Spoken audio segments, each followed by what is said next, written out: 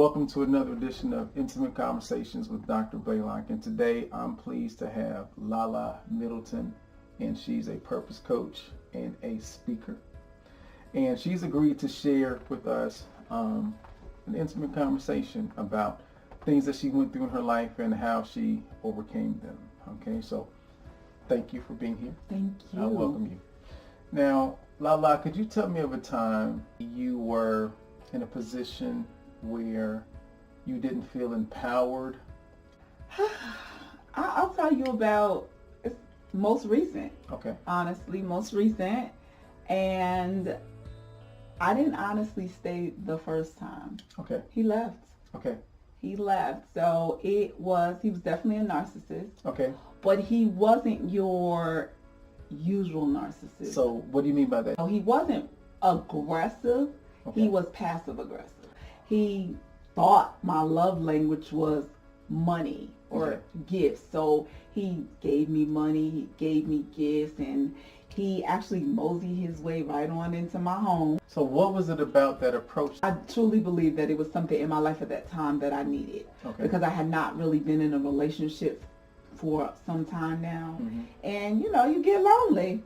Right. Was very intellectual. You're sapiosexual, meaning that you are stimulated by your mind. Oh, 1000%. So I was telling him about a couple of deals that I had, and I felt like I was losing one of my deals. So he goes, oh, you're really busy. How about, one of my days that I'm off, I come into the office and I help you. So I'm like, ooh, now that's my love language right there, acts of service. So he actually came in, and all the people that I was calling from leads that weren't calling me back, they were calling him back. Okay. So now I'm gathering more deals. I have one deal that I feel like I'm going to lose. Mm-hmm. He calls this lady and he talks to her. She's like, oh, call me back at this time. And he wins her and he reels her in. Okay. As I said, he kind of worked his way into my home after about maybe 8 months of dating. And I'll be honest, about 3 months he was there. I kind of was like, this is a bit much for me. So I would go to him. I'm like, well, I don't really know if this is something I want to do. Mm-hmm. And he'd be like, no, let's just give it time. I'm telling you, this is all going to work out. I'm getting up to breakfast. He's washing my clothes. Like, he's doing all of the things. I'm like, oh my goodness. My son and my niece are there. He's taking them to care ones. Like, he's just doing everything. So he's taking all the weight off of me. Right. And they love him. Like, he's just wonderful with the kids. He's always, oh, you have time for you. I'm taking him out, doing His different charisma things. sounds like it's on 100. 1000. Well, I am in a play at the time, and I'm like, oh, I need you to come and work my book table. So it's like, oh, I got you.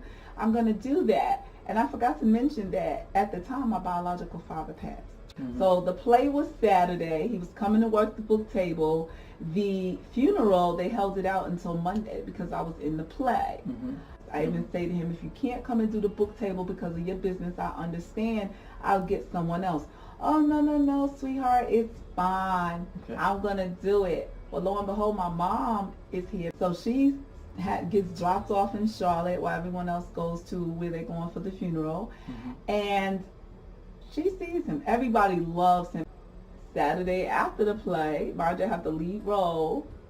I go to the book table because I set it up because I knew he was working late or whatever. So I go, did he come? They're like, no, he never showed up. So I'm like, okay, maybe what he was doing took longer than it was supposed to. He's working late. It's okay. You're not going to flip out. It happens. Right. You're going to be calm about this. Right. I get home. So that was an effort maybe to sabotage. Definitely.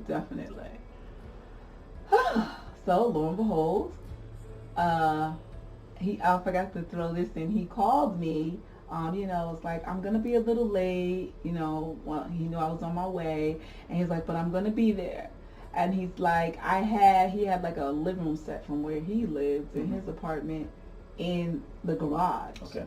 And so he's like, my stepsister, somebody wanted to buy the furniture. Mm-hmm. So it's like, I'm going to get it. I'm going to come. Is it okay if I bring my cousin to help me? I'm like, of course, cool. Mm-hmm. So, I get home that night, and everything of his is gone.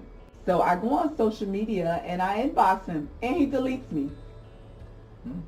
Blocks you or deletes you? Just completely? Deleted me. Okay. Deleted me. So I'm the type of person, if someone doesn't want to be bothered, I don't chase. Okay. You know, if you don't want me, then you don't want me. I don't want to beg anyone to want me because first of all, I feel that I have a lot to bring to the table. I feel that I have value, and I feel like if I have to beg you to stay with me, I'm going to continuously have to beg you. Did this cause you to somehow doubt yourself? Like maybe you did something wrong? Definitely, yeah. Yeah, definitely. I tried to figure out what did I do. And I mean, I had a close friend. She's like, okay, you got to just replay like the last 2-3 weeks back to me. There was nothing. Now I'm vulnerable. Right. So I'm in a space of if I can just talk to him. Mm-hmm.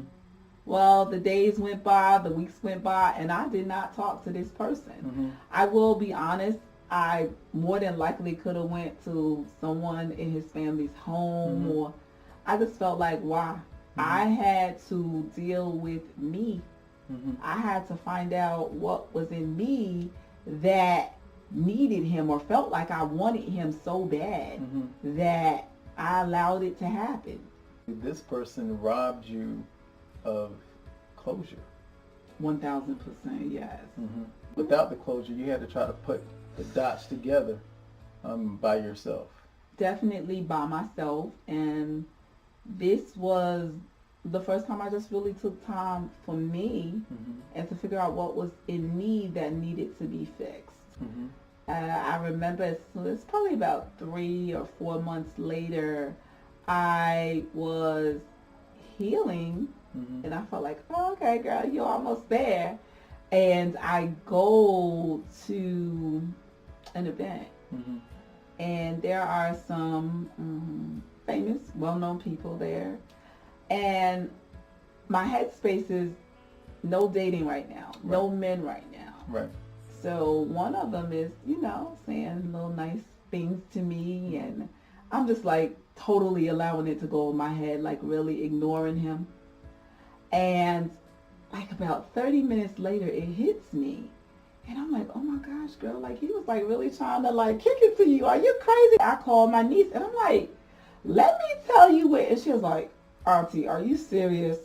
Yeah. So I'm like, oh, you know what, girl? You are all that. You better remember exactly who you are.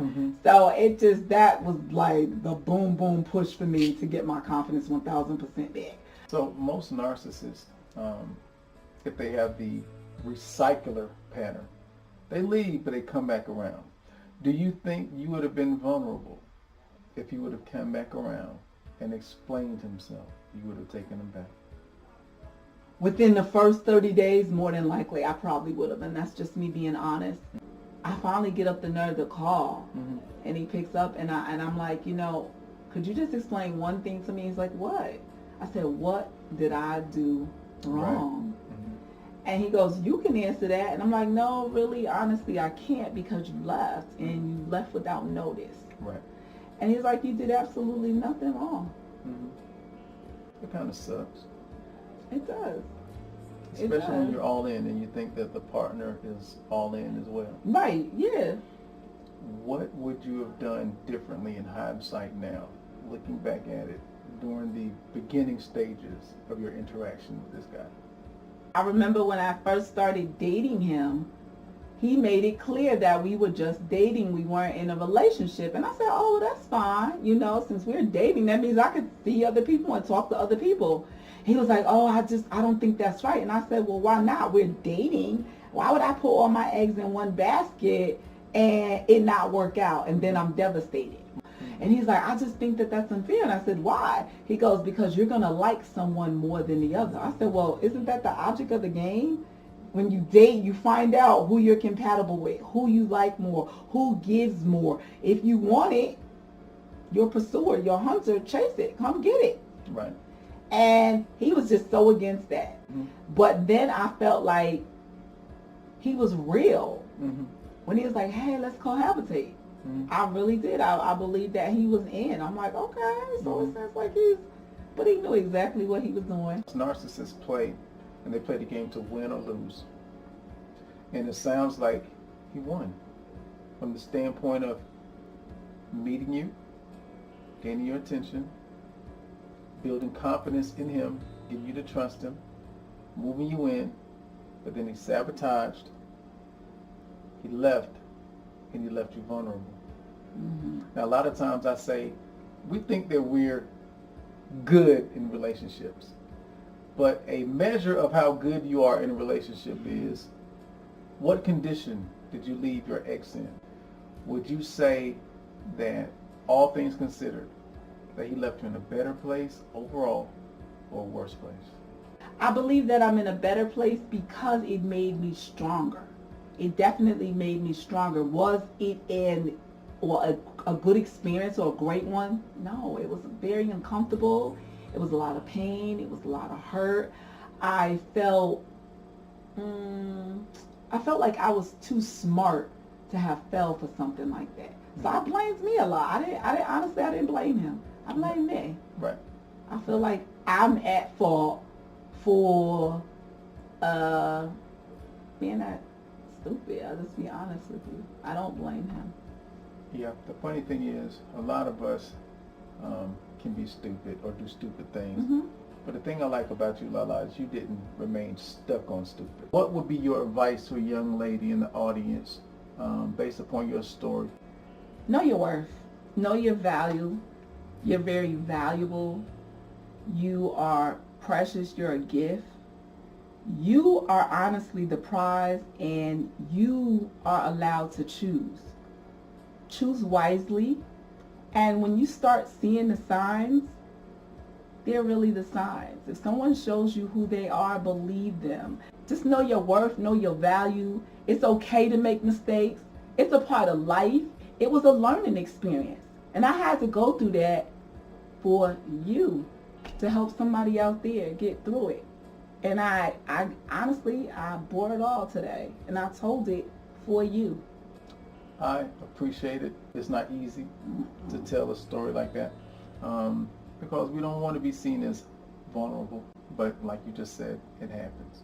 So, is there anything else that you have going on in your life right now that you want to tell everybody about? Check me out on all my social media sites. livinglifewithlala.com is the website, and all of the social media links are there. So I ask that they go and they follow me and support me. And I do have empowerment in any way that I can help you even find your purpose. Because a lot of us are aimlessly living. We're just existing. We're not living anymore.